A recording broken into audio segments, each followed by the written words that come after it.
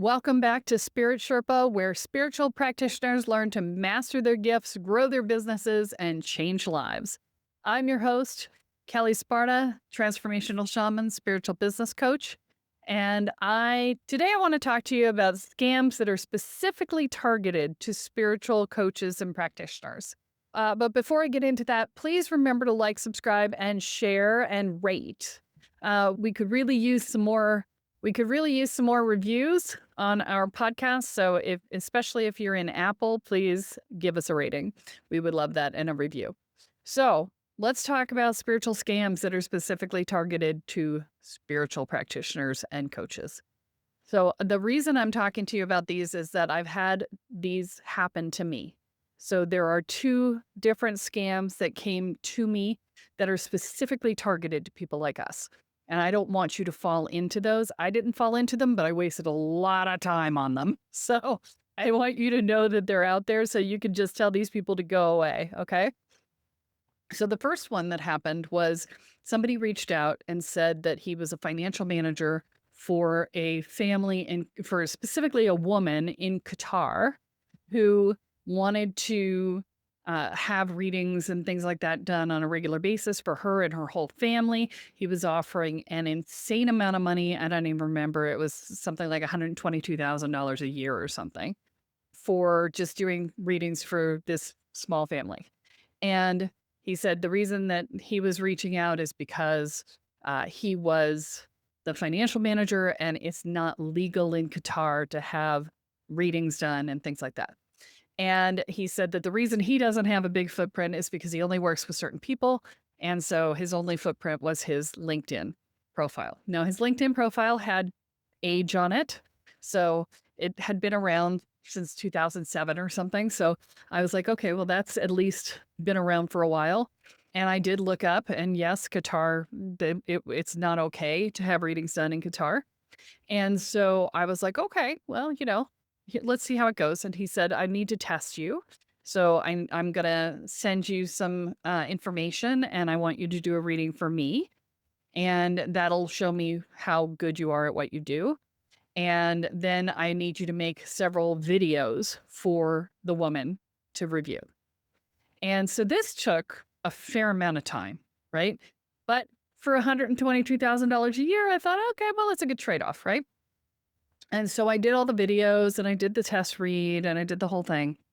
And he said, oh, great, you're good. He said, I do want to get you locked in because the woman that she had been working with before, who was no longer available for a family emergency, just circled back around and said that she's available again. So, you've just put in all this time. I don't want to hose you. I don't want to leave you out. So, I want to just get you locked in. So the takeaway, right? They're like, you've got to do it fast, right? This is another thing with scams is they want you to do it fast. They get you scared.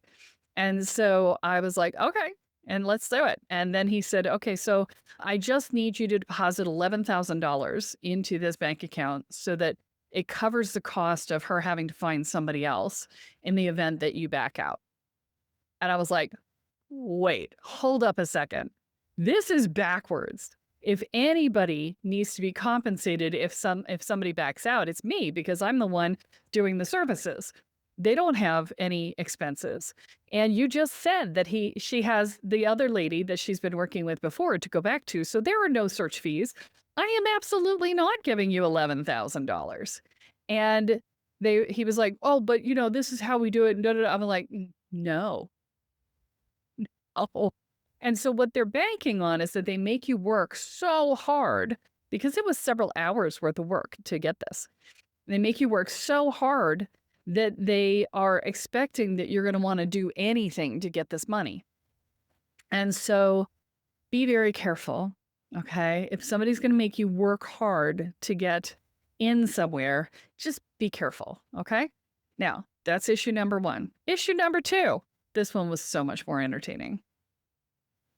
So the other one was I got a text message, very strange, text message from someone claiming to be a blue avian alien working for the US government.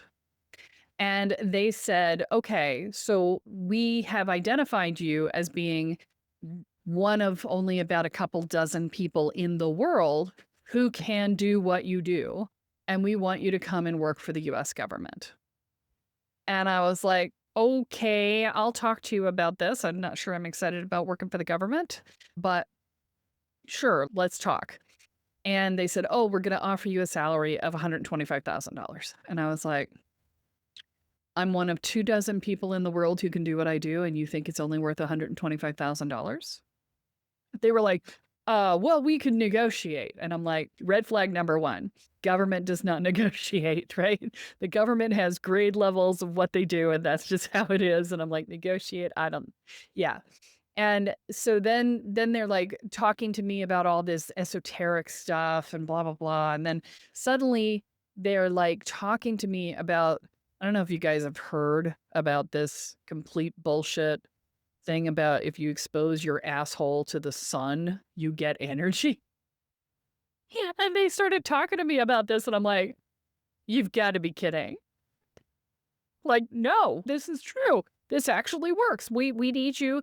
And then they're like, we need you to send us a picture of your asshole.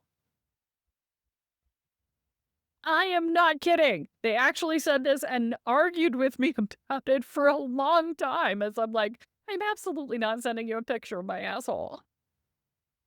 What are you talking about? They're like, oh, you need to do this practice every day and get your energy and blah, blah. I'm like, no, I don't. Like this conversation is over. Okay. And that one, I honestly am not sure what they hoped to get out of it. I fed it into ChatGPT to ask, and I'm like, what do you think they were trying to get out of it? The ChatGPT was like, they might be able to blackmail you. And I'm like, yeah, but how are you going to know that particular asshole was mine? I could just find a picture on the internet and give it to them, and they would never know the difference. And how would that be an issue for me?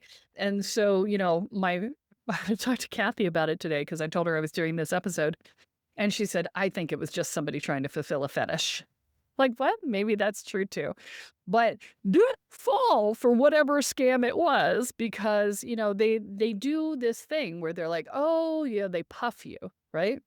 Oh, you're so good. You're amazing. You're one of 2,000 people in the world who could do this. And we need you. And da, da, da, you're so important and blah, blah, blah, blah. And that's how they get you, right? Is they draw you in. So the other one was promised money with a lot of effort put behind it to get that and hoping you wouldn't notice they were asking for $11,000. And the other one is puff, you're so great, you're so great. Let's stroke your ego, stroke, stroke, stroke. And then give us something that we can hold against you, sort of thing. Or that I can use for my fetish. I don't know what it is. But I will tell you that whatever it is, don't fall for it. Okay? So those are my... Oh, God. It's just... Yeah. Weird stuff, guys. You would think that we would not be targeted, but we are, in fact, quite targeted. Now, it's only 2 in 25 years or 30 years of doing this, but they are both since I moved to Panama. So they're both in the last 4 years. And so I want you to be aware because that means that they're ramping up. And I want you to be conscious when people come to you with stuff. Really question whether or not what they're saying to you is true. If it sounds too good to be true, it probably is. Do not fall for it. And do not give away your bank number. Do not give away your credit card number. Do not give away money. Do not give away incriminating photos. But just be aware because these have both happened in the last 4 years. I'm aware that I'm more visible than the average person for this, but that's how it is. Okay. With that said, please remember to like, subscribe, and share. If you have questions, by all means, send them in to Kelle at kellesparta.com. I love answering questions on air. And remember that we do have our programs that are available if you are looking for some help in building your business. Please check out the website at kellesparta.com to find out more about those. And have a great day, guys. I'm absolutely thrilled to see you. Remember, what you focus on expands. What you intend is what you create. So choose wisely.